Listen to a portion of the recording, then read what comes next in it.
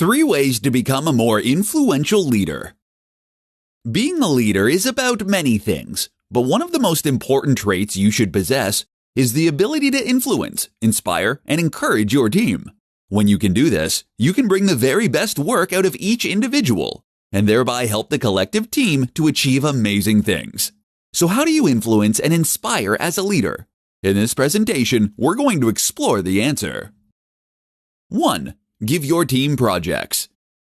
Instead of micromanaging every single tiny decision in your organization, the best leader is someone who provides a rough outline of what needs to be accomplished, and then allows the team to complete that themselves. Why? Firstly, this means that you don't need to be in 100 places at once, micromanaging every fine detail. At the same time, this lets the team that you have paid do their very best work, rather than having you stifle all creativity out of them. But most importantly, giving your team ownership over a task helps them to feel more in control over what they are doing and makes the task more intrinsically rewarding. 2. Lead by example. There are few things more frustrating than a leader that does not lead by example. How frustrating is it to be told by your boss to hand in work on time, and that tardiness is never excusable, only for them to then not get around to looking after that work for weeks?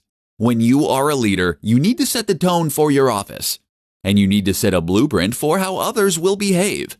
In a crisis, your team is going to look to you for how to respond.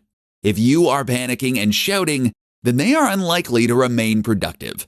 But if you can calmly continue with your work, then chances are that so can they.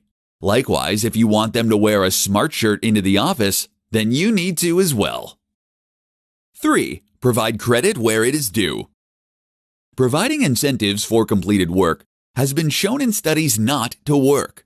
This has the unfortunate effect of making people focus too much on the end goal, thus reducing creative thinking and problem solving. But what you should do is ensure that the contributions of each team member are felt and that they feel rewarded through credit. When you do this, you will create a situation where everyone wants to do their very best work because they know it is valued and seen.